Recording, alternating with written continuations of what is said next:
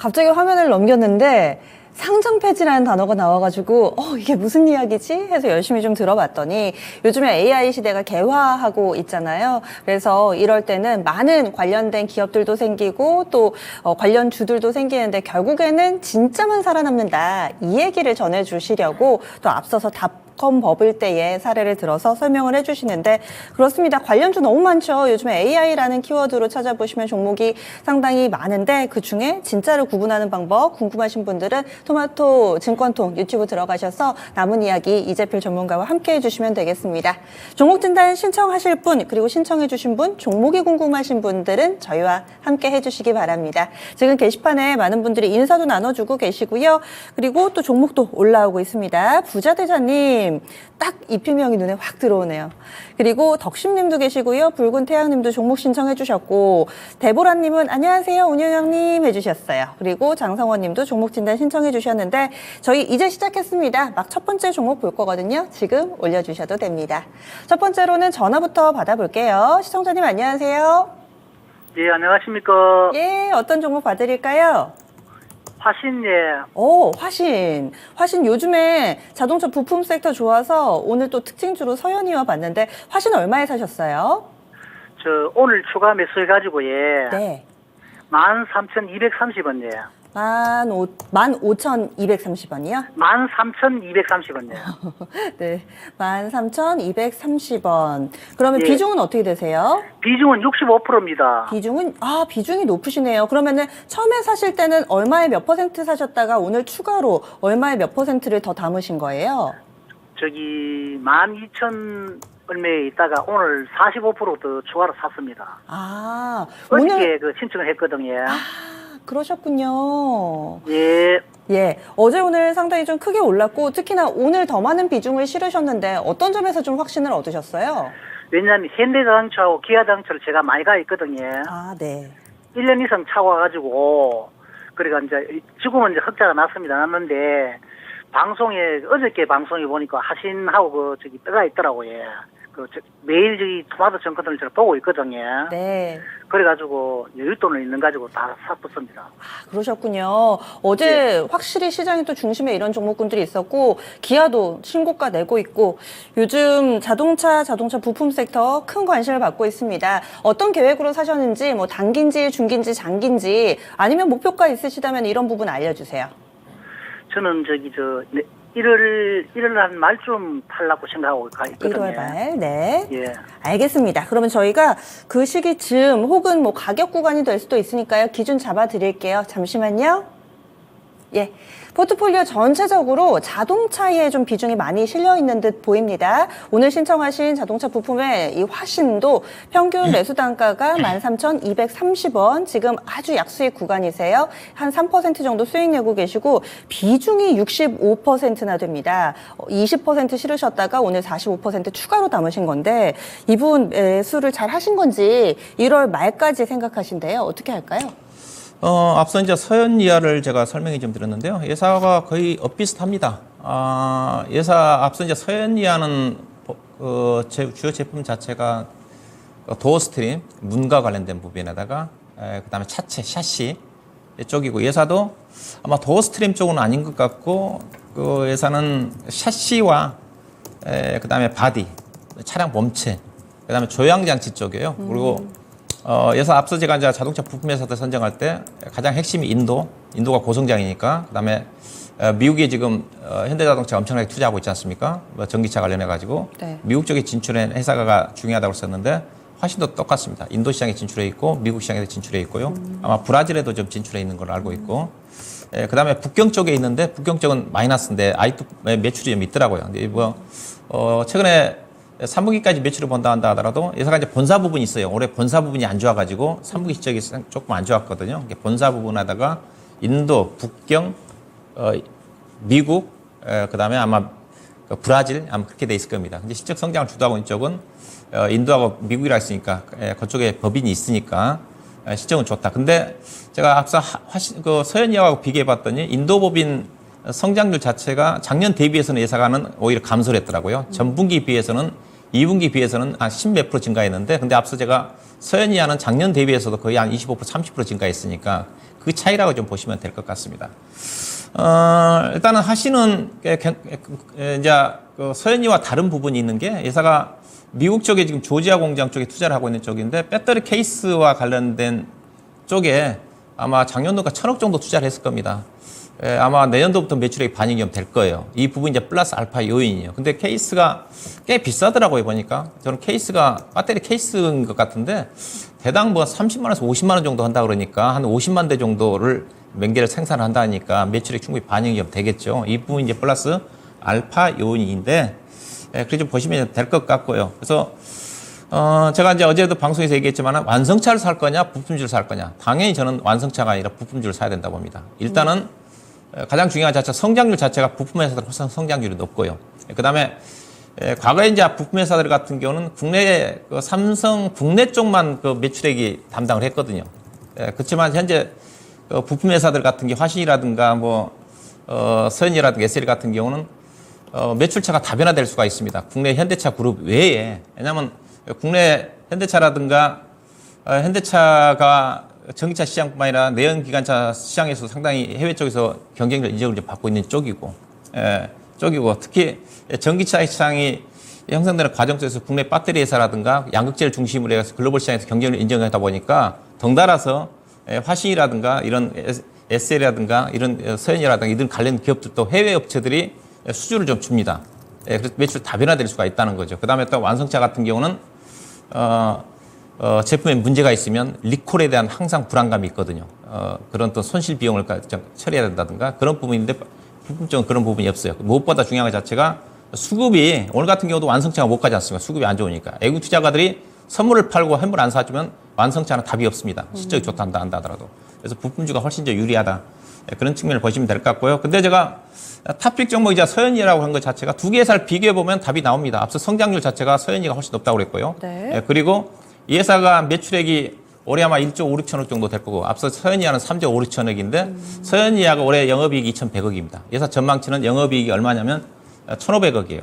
근데 시가총액이 똑같아요. 그 다음에 자본총계, 자본으로 따지면 서현이하가 자본 총계가 8천억이 넘습니다. 자기 자본이. 근데 예산은 4,800억이에요. 근데 시가총액 똑같다고 그러지 않습니까? 그러면 예산은 PBR 몇 배예요? 1.0입니다. 근데 서현이하는 0.5배예요. 자산가치배 50% 할인입니다. 그래서 제가 탑픽은 그래도 실적 자체가 화신이 1분기 때 좋았는데 2분기 때 안 좋았고요. 근데 앞서 서현이하는 3분기 때 실적이 가장 좋게 나왔고 영업이익이 높습니다. 그래서 저는 추가 매수를 노린다 한다면 저는 화신은 그대로 가져가시고요. 저는 그래서 제가 어제 방송에서 1등주는 서현이야, 2등주는 화신, 3등주는 SL이다. 제가 그렇게 얘기했던 건데, 제 개인적인 이제 판단이니까, 그래서 화신도 나쁘지가 않습니다. 그래서 어제 주가가 좀 많이 올라와서 오늘 조금 쉬어가고 있는 쪽인데, 목표 주가를 어떻게 봐야 되느냐? 일단은 저 기본적 분석상으로 완성차가 지금 PER 4배, 에서 5배 정도 수준이거든요. 현대차, 기아차가. 부품주는 좀 완성차보다 좀 프리미엄을 받아야 되는 거기 때문에, 6배 정도 가야 됩니다. 근데 현대모비스가 지금 6배에서 못 가요. 그러면 지금 현대모비스에 가야 되는데 무거워서 못 가는 거니까 이 정도 그래서 PER 6배 정도 해당되는 가격이 내년도 예상된 주당 EPS가 2,800원 정도 되거든요. 올해도 2,700원 정도 좀 되는 거니까. 그래서 적정 가격 자체는 18,000원 정도 최소한.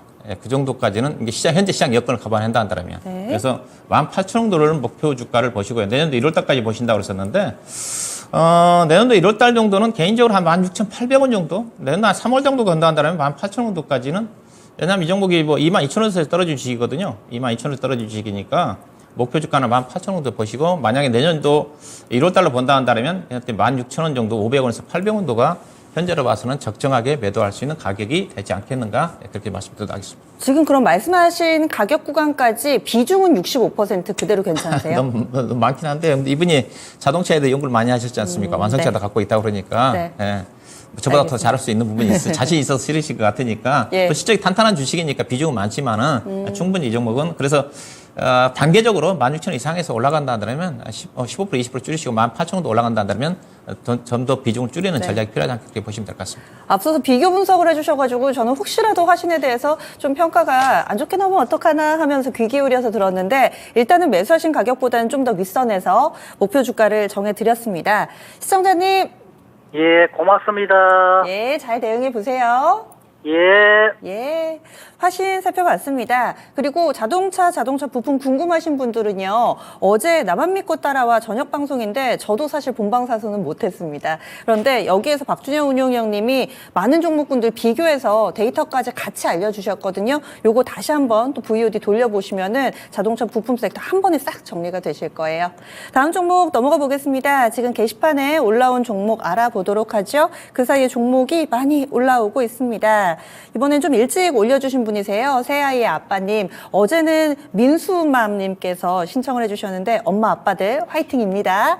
새아이의 아빠님께서는 엑시콘 이 종목을 14,010원에 비중 20%로 담고 계신다 얘기를 해주셨어요. 산 이유는 CXL 관련된 종목 가운데서 많이 안 간 것 같아서 매수를 하셨다고 목표가 얼마나 봐야 되나요? 하셨는데 신청 잘 해주셨습니다. 임자를 제대로 만났죠. 왜냐하면 어제 저녁에 나만 믿고 따라오가 상당히 좀 중요한 방송이었습니다. 이 박준영 운영님 히든카드로 제시를 했던 그런 종목이었는데요. 이분 매수 잘 하신 건가요? 네, 잘하신 것 같습니다. 오늘 장중에 한 20% 넘게 올랐다가 좀 밀렸는데 예. 충분히 재료 가치가 있는 회사라 추가적으로 나중에 CXL 테마가 부각될 때는 그동안 후발주였는데 충분히 선도주 쪽으로 치고 나갈 것 같습니다. 네, 어제 저녁에 딱 얘기를 해주셔서 사실 오늘 시초가에 잡으셨어도 수익을 엄청 내셨을 것 같아요. 하루 만에 꽤나 큰 수익 구간에 와 있습니다. 이제는 어떻게 해야 될까요? 목표가 얼마까지 봐야 되냐고 하시는데요. 이 회사가 이제 실질적인 관련 제가 수혜주라고 해서 제가 최근에 안 움직여서 후발주로 22%밖에 안 올라서 제가 언급해 드렸던 종목이거든요. 네. 근데 회사는 다른 실적 자체가 안정적이고요. 뭐 적자를 내지 않는 회사니까. 그다음에 어제 종가 기준에서 자본 총계가 1,500억인데 시가총액 또한 1,400억밖에 안 되기 때문에 PBR 1배밖에 안 되는 수준이거든요. 근데 요즘 CXL 테마로 움직였던 주식 대표적인 회사들 네오셈이라든가 오킨스 전자라든가 종목들이 거의 저점에서 100% 올라간 상태에서 지금 투자 경고 종목으로 지정됐음에도 불구하고 주가가 안 떨어집니다. 네. 근데 이제 아마 바뀔 것 같아요. 엑시콘이 아마 선도 종목으로 치고 나가지 않겠는가. 그래서 이들 네오셈이라든가 종목들이 지금 뭐 반도체 관련 테마가 HBM에서 온 디바이스 반도체에서 지금 CXL 반도체 쪽으로 이동을 했거든요. 그쵸. CXL 반도체가 어떻게 본다면 가장 핫합니다, 아직까지는. 또 향후에 어떤 뭐 PIM 반도체 얘기가 나오고 있는 쪽이기도 한데, 그래서 충분히 관련 종목들이 투자 경고에 선도 종목들이 묶여 있기 때문에 엑스코인이라는 자체는 오늘 대량 거래가 600만 주, 700만 주 가까이 터졌나요? 대량 거래가 좀 됐는데, 네. 이거는 뭐 충분히 제가 보기에는 목표 주가를 제가 어제 시가에 오늘 잡으시라고 그랬고, 목표 주가를 1차 목표 주가를 18,000원, 2차를 제가 2만 원 정도 넘길 거라고 그랬거든요. 그래서 일단은 18,000원 정도까지 최소한 가져가는 쪽 2만 원도 넘어가지 않겠는가, 내년 1월 정도 가면 그렇게 보시면 될 것 같습니다. 와, 단기에 큰 수익 내고 계신데 엑시콘 오늘 확실히 좀 강한 모습 보여주면서 50일주 신고가 썼습니다. 밴드 상단 장중에 살짝 좀 갔다가 왔는데요. 이 종목 조금 더 홀딩 하신다면 큰 수익 내실 수 있을 것 같아요. 그래서 목표 주가 1차적으로는 18,000원, 그리고 2차 목표가는 2만 원 설정해 드렸습니다. 손절은 굳이 생각 안 해도 될까요? 선절은, 혹시라도? 예, 선절은, 예, 뭐, 오늘 시가가 14,000원이었으니까, 예. 예, 이거는 뭐 탄탄한 주식이고, 왜냐하면 내년도에 회사가 여러 가지 재료가 있습니다.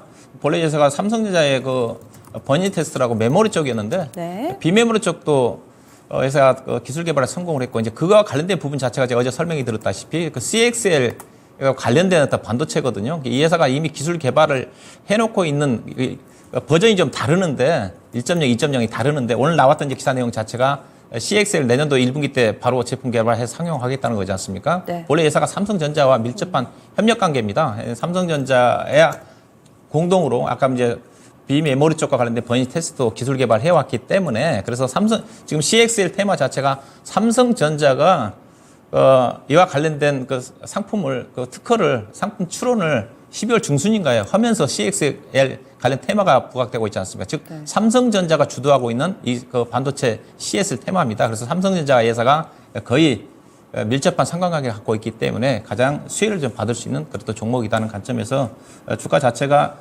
펀드멘탈 상으로 간다 하더라도 네. 아마 내년도 같은 경우는 내년 영업이익이 아마 100억은 넘어갈 거예요. 시장에서는 200억 이상까지 내분년도까지 갈 수 있는 종목이기 때문에 현재 시가총이 1,400억밖에 안 되는 수준. 오늘 주가가 올라가서 아마 시가총이 한 1,600억 정도 올라가 있을 것 네. 같은데 앞서 네오셈이라든가 오킨스 전자에 비해서는 여전히 매력적인 종목이기 때문에 충분히 CXL 관련 테마 쪽으로 염두에 두신 분은 엑스콘을 충분히 주목을 해도 된다. 선도주 쪽으로 나갈 가능성이 크다. 이렇게 보시면 될 것 같습니다. 예, 엑시콘, CXL 진짜 수혜주가 되지 않을까 이렇게 예상합니다. 30에서 한 40% 목표 수익률의 가격까지 저희가 목표가 제시해 드렸습니다. 새아이의 아빠님 꼭 큰 수익 내시기 바라겠습니다. 반도체 쪽도 알아봤습니다. 다음은 또 어떤 종목을 신청해 주셨을지 이번에는 전화 상담으로 이어가겠습니다. 시청자님 안녕하세요. 예, 안녕하세요. 예, 어떤 종목 궁금하세요? 서진 시스템 네. 17,900원에 20%요. 서진 시스템 17,900원의 비중이 20%시라고요. 예, 저 11월 초에 매수했거든요. 아, 저는 근래 사셨나 했는데 11월 초에 사셨다고요. 예, 그러면은 거의 2만 원 근처까지 갔을 때 안 파셨네요. 좀 장기로 보려고 했거든요. 실적도 좋고, 입사하는 데, 보는 데까지 실적은 좀 잘 나온다 하더라고요. 네. 그런데 제가 후에 보니까 이게 PR이 높고 부채가 좀 있더라고요. PR, 그래서 부채, 궁금해서 네. 전화드렸거든요. 아, 예, 알겠습니다. 시청자님, 나름대로 공부를 정말 많이 하시고, 그럼에도 불구하고 이게 답이 안 나오니까 좀 연락을 주신 것 같은데, 저희가 그렇다면 이 종목의 약점은 무엇인지, 그리고 앞으로의 전략까지 좀 세워보겠습니다. 잠시만요. 네. 예. 오늘 좀 많이 빠졌어요. 거래가 실리면서 오늘 상대적으로 좀 많이 하락한 모습입니다. 그래서 17,000원 오늘의 종가고요. 약손실이어서 큰 손실은 아닙니다. 시청자님은 지금 실적도 괜찮고 PER이라든지 이런 부분들 뭐 면밀히 일단은 좀 분석을 하신 것 같은데 장기로 어떤 전략이 필요할까요? 네, 시청자님 연결돼 있으니까 딱 한 가지만 여쭤보고 제가 네. 말씀드리고 싶은데요. 시청자님 이거 뭐 5G로 보고 사셨습니까? 아니면 다른 쪽에 단순한 5G하고 전력 에너지 장치인가 그쪽으로 여러 가지 하더라고요. 그래서 네. 여러 가지 보고 네. 샀어요. 예. 알겠습니다. 이게 서진 시스템 하게 되게 되면 일반적으로 이제 5G 관련 종목적으로 알려져 있지 않습니까? 우리 시청자 알다시피 예산은 다양한 사업을 합니다. 5G와 관련된 함체, 그러니까 삼성전자가 5G 관련 장비를 만들게 되면 들어간 함체, 알루미늄 박스, 그 다음에 반도체와 관련된 어떤 사업 부분도 있고요. 그 다음에 휴대폰과 관련된 사업 부분에 부품이 있는데 그 매출 비중이 많지가 않고, 그 다음에 최근 들어서 약간 배터리와 관련된 부품 쪽, 그것도 앞서 이게 에너지, ESS와 관련된 에너지 부품이요. 이 종목은 더 이상 5G 관련 종목 쪽으로 이제 시장에서 평가를 못 받습니다. 이 종목 주가를 가는 이유 자체가 시장에서는 에너지 저장 장치와 관련된 부분이에요.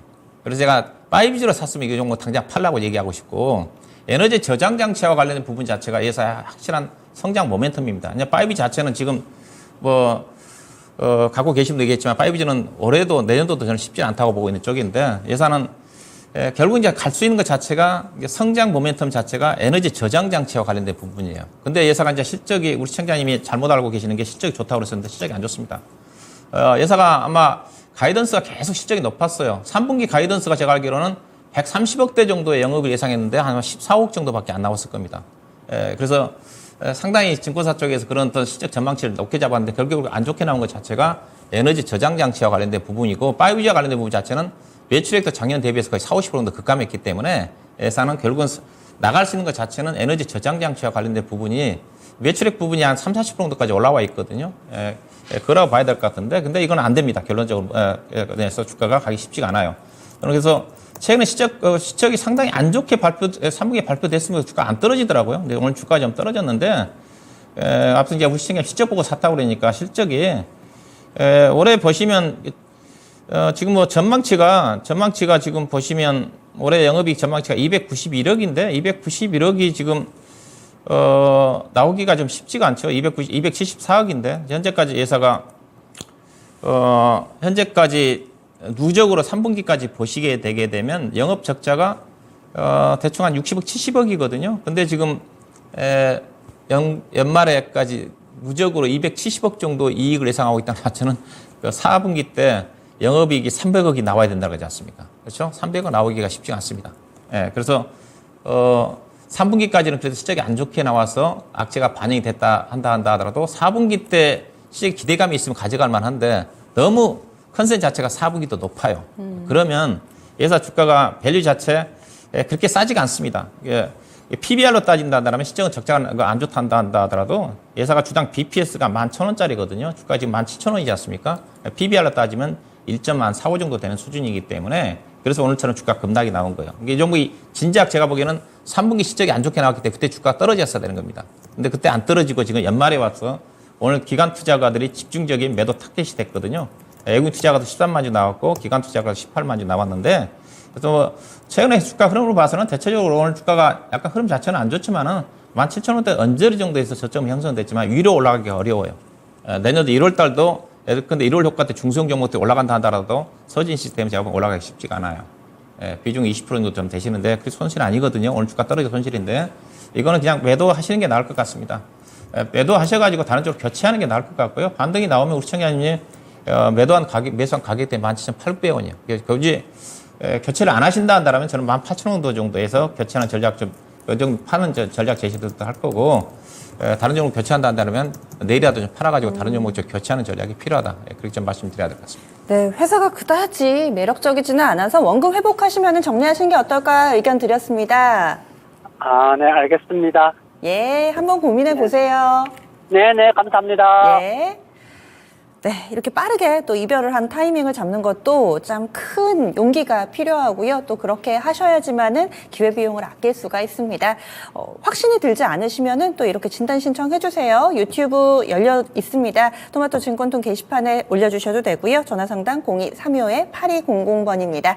조금 더 이어가 보겠습니다. 일찌감치 올려주신 분도 있고 평소에는 사실 섹터별로 그룹핑이 좀 되거든요. 근데 오늘은 굉장히 다양합니다. 항공주도 있고요. 미용 의료기기도 있고 거기에다가 지금 휴대폰 부품 쪽도 있어 보이고요. 화학 섹터도 진단 신청 올라오고 있습니다. 골고루 있는데 그 중에서 하나 골라보겠습니다. 지금 바이오 플러스 약간은 좀 소외되는 요즘에 거래 많이 안 되고 뉴스도 없고 해서 이럴 때는 좀 답답하실 것 같아요. 어떻게 대응을 해야 되나. 플라워 김님의 종목이고요. 7,900원에 사셨다고 합니다. 비중이 15%입니다. 하셨는데 이 종목도 지금 좀 손실을 보고 계세요. 그리고 뉴스를 찾아봤는데 딱히 눈에 띄는 뉴스는 없습니다. 이럴 때는 어떻게 전략을 세워야 될까요, 운영형님?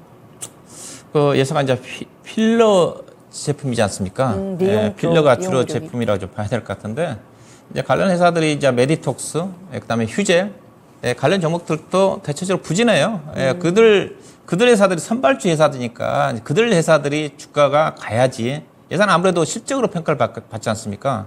실적 자체는 괜찮아요.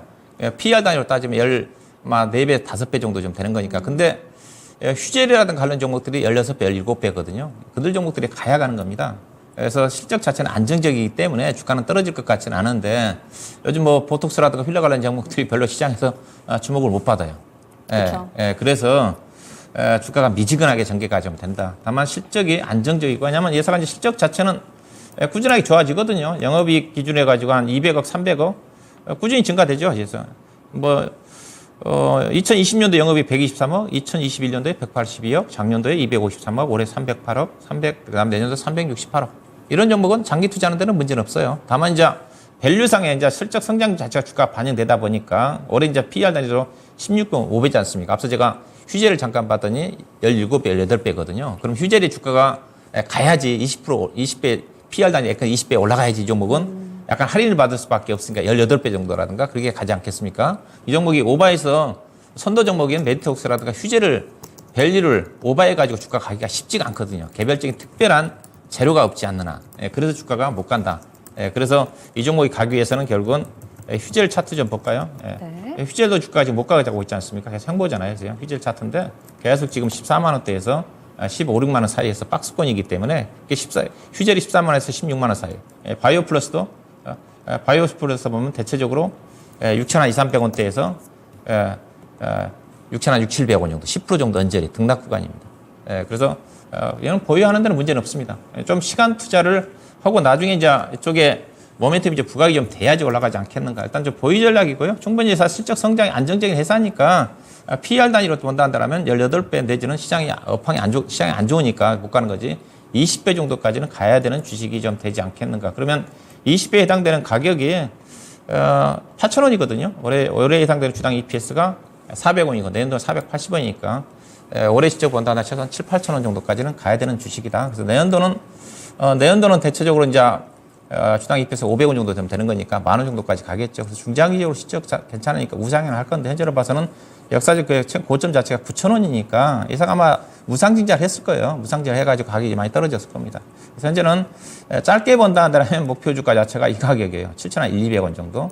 그 다음에 그다음 목표 자체가 앞서 얘기했다시피 주당 PR 20배 정도 제공되는 8,000원 정도 시간 투자를 조금 해야 될 것 같습니다. 손절은 안 해서도 된다. 그렇게 보시면 되겠습니다. 네, 알겠습니다. 10년 전에 피부과 가면은 이 너나 할 것 없이 뭐 필러, 보톡스 이런 얘기 했다면은 요즘은 다 TV에도 그렇고 레이저 광고 많이 하잖아요. 그럼 운유영님, 이게 미용 의료 시장의 트렌드가 바뀌면서 예전에는 보톡스나 이쪽에 성장 프리미엄을 줬다면 이제는 이쪽으로는 안정적인 거고 의료 기기 쪽으로 프리미엄을 주는 그렇게 좀 트렌드가 바뀌었다고 봐도 될까요? 네, 엉커님이 잘 지적하신 것 같습니다. 이쪽에 주목을 못 받은 것 자체가 올해 시장에서 주목받은 것 자체가 PB 의료기기 있거든요. PB 미용 의료기기. 미용 의료기기. 네. 레이저를 레이저를 통해 가지고 얼굴 예쁘게 한다든가 클래시스라든가 원텍이라든가 비올이라든가 네. 그들 가지 종목들. 그다음에 상장 그 폐지가 된 어디죠? 상장 사모펀드 루트로닉. 네. 사모펀드에 인수해가지고 맞죠. 그들 회사들이 주가가 올해 신고가 나왔거든요. 아무래도 보톡스라든가 그런 것 자체는 아무래도 조금 약간 피부에 약간 그 나이 드신 분 같은 게 약간 그 선입감 있지 않습니까? 거부감이 있죠. 뭔가 남을 것 같고 주사도 들어가고 그런 부분도 있는 것 같습니다. 그래서 아무래도 이런 그 휠려 관련 제품들이 보톡스라든가 종목들이 그런 것들이 좀 더 유행을 하다 보니까 근데 그들 종목들이 고성장이거든요. 영업이익률도 한 40%, 50% 정도 되다 보니까 상대적으로 이런 쪽 휠려 관련 종목들이 시장에서 인기도 못 잡고 주식시장이 어떻게 보면 정확하게 반영을 하고 있는 거예요. 우리 앵커님이 지적해서 그런 것 같습니다. 예. 플라워님의 바이오 플러스 살펴드렸습니다. 일단 손절까지는 감안하지 않으셔도 되고요. 지금 약손실이니까 원금 회복 정도 그리고 그 이상 약간은 좀 강수익 정도 약수익이죠. 약수익 정도에서 마무리 지으시면 어떨까 이렇게 해서 전략 세워드렸습니다. 유튜브 게시판 종목 좀 더 보겠습니다. 제 눈길을 사로잡는 종목이 있어요. 오늘 시장이 흔들림에도 불구하고 굳건한 모습을 보여줬던 포스코 DX를 들고 계신 분이 있으시네요. 게다가 지금 수익 구간입니다. 이 종목 푸른 소나무님께서 좀 전에 올려주셨고요. 51,000원에 사셨대요. 비중이 15%입니다. 오늘 많이 올랐는데 목표가 얼마까지 잡아야 될까요? 하셨어요. 특히나 이 포스코 쪽에서 오늘 대동 쪽하고 같이 뭐 로봇을 납품한다 이런 내용 나오면서 그 시간을 기점으로 해서 포스코 내의 로봇 담당하는 포스코 DX하고 대동그룹이 동반 강세 흐름을 나타냈습니다. 이 종목 얼마까지 볼 수 있을까요?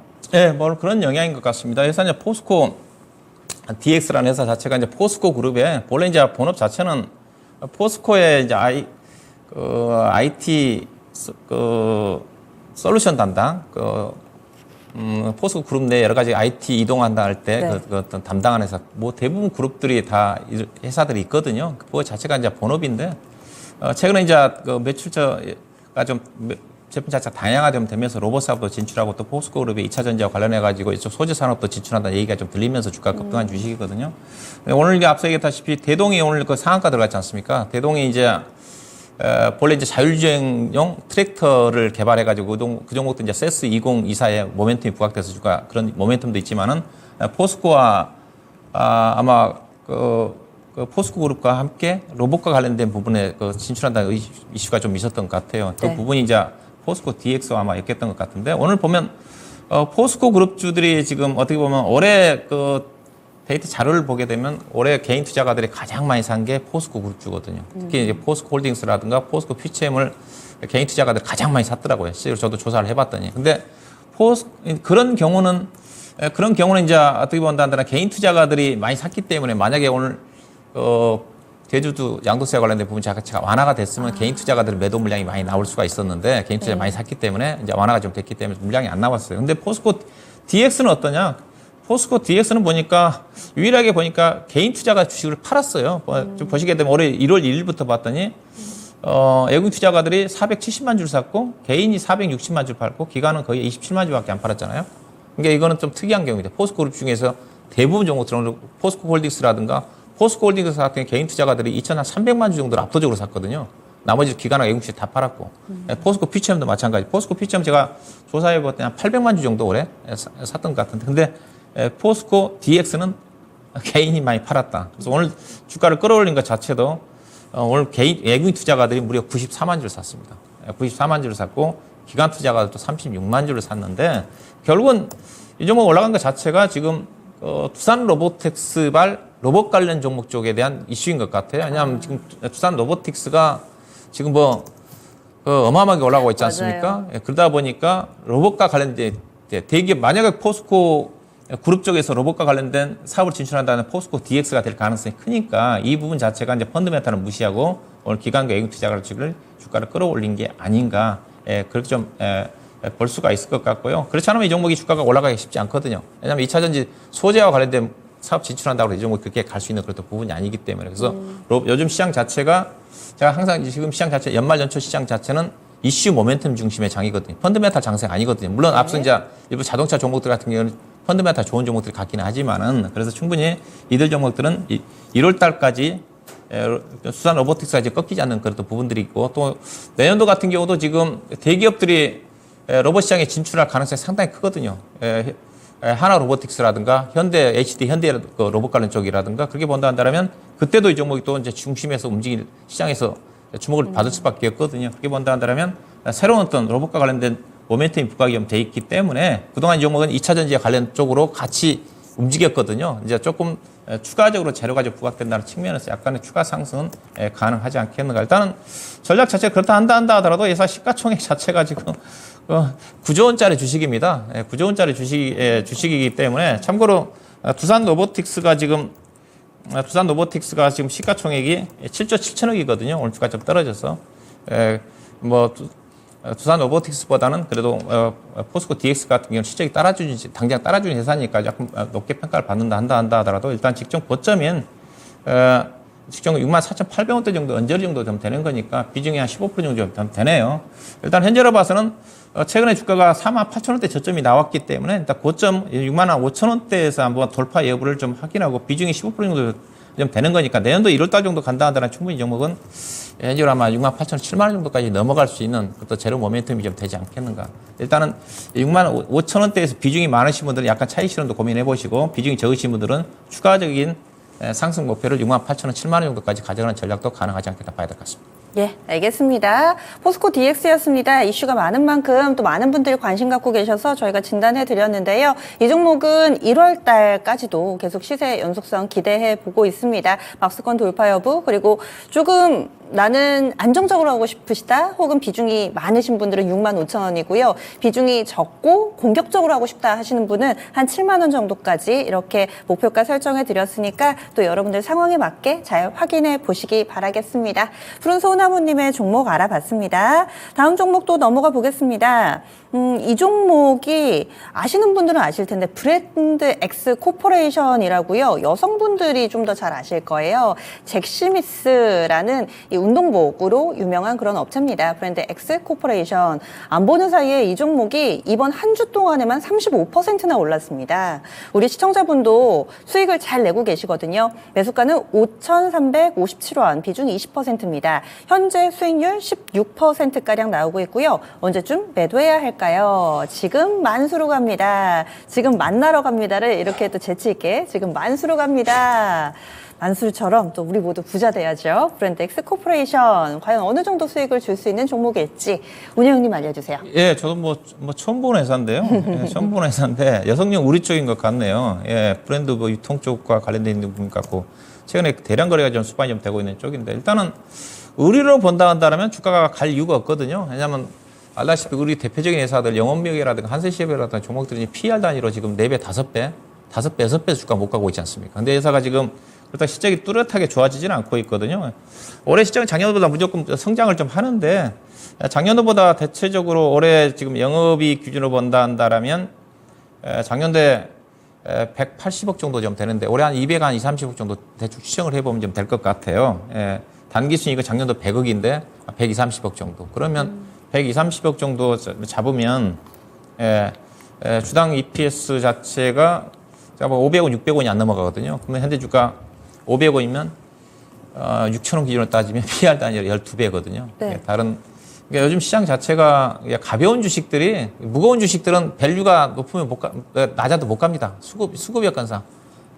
가벼운 종목들이 탄력적으로 움직임이 전개되죠. 그래서 다른 의료업종과 상대적으로 비교해 보면 밸류상으로 본다면 주가가 가기가 쉽지는 않은데 하여튼 뭐 이런 종목들이 아마 대량 거래가 추반이 좀 되면 세력들이 좀 따라 붙거든요. 그래서 다른 오늘 차트로 본다 한다면 지금 뭐 올해 6월 달에 고점이 6,400원인데 6,400원 딱 언저리에서 딱 부딪혔어요. 근데 다른 재료가 없으면 밸류상으로 본다 한다면 이 종목 오늘 기관 투자가도 좀 사기는 샀거든요. 개인 투자를 빨고 사모펀드를 중심으로 해가지고 5,370원 정도에서 약 20% 정도 언저리 좀 수익 구간인데 따라가는 매매는 안 될 것 같고요. 다만 오늘 장대 양봉으로 이제 끝났기 때문에 추가적인 상승 여력이 있어 보입니다. 앞서 기관 투자가들 오늘 대규모 매수가 입됐기 때문에 그렇지만 앞서 이제 밸류를 염두에 두시고 기술적 지표상으로 본다 한다면 올해 연초에 형성됐던 가격대가 7,400원대가 고점이거든요. 이 정도까지 목표 주가를 보시고 충분히 이 종목은 잘하면 이번 주 내에 그 정도까지는 상승 여력이 있지 않겠는가. 7,400원도 되면 시가총액이 현재 시가총액이 지금 1,800억이거든요. 그럼 2,000억이 딱 되거든요. 2,000억 정도. 그 정도면 이 정도 회사에서 적정한 가격이 좀 되지 않겠는가. 목표 주가 7,400원 정도 언저리 정도를 보시고 접근하시면 될 것 같습니다. 네, 지금도 수익 구간이신데요. 이 흐름 조금 더 타보시죠. 목표 주가는 7,400원으로 설정해 드렸습니다. 수익 내시는 분들이 어제부터 점점 더 많이 신청을 해주고 계세요. 확실히 계좌가 이제 조금 연말되면서 따뜻해지는 종목군들이 늘어나는 것 같습니다. 내일은 더 많이 봐드릴게요. 내일 금요일입니다. 그리고 금요일 보내고 나면은 우리에게 조금 더 특별한 주말이 우리를 기다리고 있습니다. 다음 주 월요일이 크리스마스로 인해서 토, 일, 월요일까지 쉬게 되거든요. 그만큼 좀 불확실성이 더 기간이 길다고 볼 수가 있을 텐데 내일장 그만큼 중요합니다. 어떻게 포커스를 맞춰 봐야 될까요, 운영님? 네, 이제 올해 시장을 좀 정리를 할 때거든요. 왜냐하면 내일 시장 열리고 월요일 날은 쉬고 화요일 날 하루 열리면 수요일 날은 배당락되는 날입니다. 그렇죠. 그럼 배당락이면 권리 자체가 내연도로 넘어가기 때문에 내연도 시장으로 넘어가는 거거든요. 그러면 이제 올해 주식시장을 준비할 때 자체는 내일하고 다음 주 화요일밖에 없습니다. 화요일밖에 없다고 봐야 될 것 같은데 일단은 시장 흐름 자체는 대체로 종합주가 지수는 아마 2,600포인트 언저리 정도 아마 제가 예상했던 범위 내에서 끝날 것 같은데 저는 2,600포인트 타치하고 약간 배당락이 올해는 이제 배당제도 개선에 따라서 배당락이 많이 안 될 건데 네. 아마 2,580에서 2,600 사이에서 올해 지수가 마감될 가능성이 커 보이지 않겠나 일단 그렇게 봐야 될 것 같은데요. 일단은 시장의 방향을 결정한 것 자체는 여전히 외국인 선물 매매에 따른 등락입니다. 어제 앞서 얘기했다시피 1조 6천억 외국인 투자가들이 선물 사니까 영합주까지 40포인트 올라가고 오늘은 선물을 별로 팔지도 않았어요. 오늘 선물 외국인 투자가들이 3,500억을 팔았는데 지수가 20포인트 떨어져 버리거든요. 다른 것도 대형주 같은 경우 힘을 못 쓰는 거고.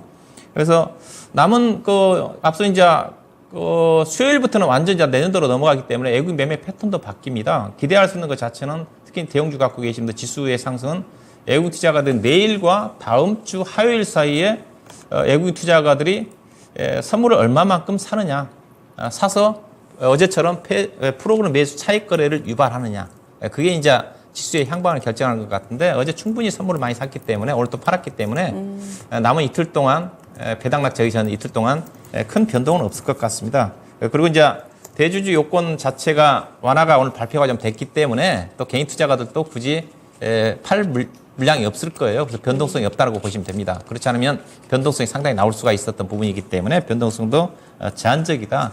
그러면 앞서 얘기했다시피 내일부터와 그다음에 다음 주 화요일까지는 내년도 시장을 좀 대비를 해야 되고 참고로 다시 한번 말씀드리지만은 올해 그 배당락은 별로 안 됩니다. 일부 배당제도 개편에 따라 가지고 올해 배당을 받을 분 자체가 금융투자 중심으로 해가지고 내년도로 넘어가거든요. 현대기아차도 이번에 이사회에서 기준을 바꾼다고 했더라고요. 예, 그래서 좀 은행권도 그렇고. 헷갈릴 거예요. 왜냐하면 맞아요. 회사별로 좀 네. 공시가 나와야 되기 때문에 네. 그래서 지금도 모르는 사람들이 나 배당 받아야지 그렇게 하시면 계시더라고요. 맞아요. 네. 그래서 올해는 배당 받을 생각하시 마셔야 됩니다. 배당 자체가 또 고배당 주도는 배당락 함정에 빠져서 거의 배당금 받은 것만큼 배당락 때 주가 떨어지는 경우가 거의 대부분이에요. 예, 그래서 배당 보지 마시고 시세 차익을 배당을 또 받으면서 내년도 1월 달에 바로 올라갈 수 있는 종목을 매매를 해야 되는데 그런 종목이 어떤 종목이냐? 어떤 종목이냐? 결국은 이슈 모멘텀 장세입니다. 그러면 1월 달에 이슈 모멘텀이 부각될 수 있는 것 자체는 제가 계속 얘기하고 있지만 세스 2024와 관련된 부분들 그다음에 JP모건 헬스케어 컴포넌스라든가 그게 핵심이지 않습니까? 관련 쪽이 이제 성장주 쪽이에요. 그래서 가치주 코스피 쪽의 가치주 같은 경우는 외국인들 선물 매수가 들어와야지 올라갈 수 있는 그런 부분들이기 때문에 여기에 포커스를 맞춰야 됩니다. 그리고 또 배당락 되는 다음 날부터는 이제 어김없이 어제 대규모 선물 매수 차익거래가 이제 한 1조 한 3, 4천억 들어왔거든요. 수요일부터는 대형주 중심으로 해서 매물 폭탄이 나올 가능성이 큽니다. 그래서 저는 만약이라도 내일이라든가 화요일 정도에 대형주 중심으로 외국 투자가들이 어제처럼 선물 매수가 유입돼가지고 대형주가 올라가는 경우 자체는 저는 비중을 좀 줄여서 1월달 시장에 대비해서 이슈 모멘텀에 수반될 수 있는 종목 쪽에 자동차는 앞서 얘기했듯이 부품 쪽에 그다음에 AI 반도체 그다음에 2차전지 이들 종목 쪽이 내년도 1월달까지 주도할 수밖에 없거든요. 자율주행 오늘 자율주행 관련 종목도 상당히 괜찮았거든요. 현대 오토웨이바라든가 종목들 네. 그다음에 로봇주들 그다음에 헬스케어 모멘텀이 JP모 헬스케어 모멘텀이 있는 제약 바이오 종목들 쪽에서 종목 중심의 장이 펼쳐질 수밖에 없다. 그렇게 봐야 될 것 같습니다. 관심 종목을 쭉 나열해 주셨는데 연초에 있을 이 컨퍼런스와 상당히 좀 관계가 깊네요. 네, 그렇죠. 예. 연초는 항상 어김없습니다. 왜냐하면 배당락 대운부터는 대형주 매도 물량 나올 쏟아질 네. 거고요. 그리고 배당락 하루 전부터 중소형 종목들 중심으로 1월달로 넘어갑니다. 이제. 네. 알겠습니다. 이렇게 해서 또 수고해주신 박준현 운용역과는 여기서 마무리 짓겠습니다. 고맙습니다. 고맙습니다. 예. 이렇게 해서 내일 전략까지 좀 자세하게 알아봤습니다. 그리고 좀 전에 배당, 이게 무슨 이야기인가 싶으신 분들 아직까지도 계실 겁니다. 이 4대 금융지주 KB, 신한, 하나, 그리고 우리금융까지 결산 배당 기준일을 이제 2월 중순 이후로 변경을 했습니다. 그러니까 배당락 지나고 나서 파시면 안 됩니다. 그러니까 연말 이후 연초까지 좀 들고 가셔야지 배당을 노린 매매는 예전과는 좀 스타일을 다르게 해주셔야 될 것 같고요. 기업별로 이 뉴스가 다 다르게 나옵니다. 동시다발적으로 공시되지 않아서 꼼꼼하게 좀 점검해 주시면 좋겠습니다. 그리고 안내 말씀 드리겠습니다. 포트폴리오 전체적으로 좀 봐드리는 시간이 바로 내일 있습니다. 매주 금요일 오후 4시에는요. 포트폴리오 전반을 진단해 드리는데요.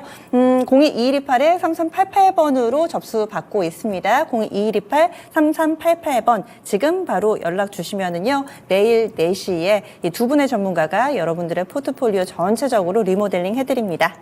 그리고 박준현 운영역의 시장 전략이 궁금하신 분들을 위해서 매 주말 이 온라인 공개 방송을 하는데 이번에는 이 25일이 쉬는 날이잖아요. 그래서 월요일입니다. 착오 없으시기 바라겠습니다. 월요일 저녁 8시입니다. 원래는 일요일마다 저녁 8시에 월요일장 준비 도와주셨는데요. 다음 주는 화요일이 첫 거래일인 관계로 월요일 저녁 8시에 진행이 됩니다. 시장과 종목 인사이트를 갖고 싶다 하시는 분들 공개방송도 많은 참여 바라겠습니다. 지금까지 다양한 투자 판단에 대한 도움 말씀드렸습니다. 종목의 상승 하락을 보장하지는 않습니다. 내일 더 많은 종목 봐드리도록 하겠고요. 전 여기서 인사드립니다. 함께해 주신 여러분 고맙습니다.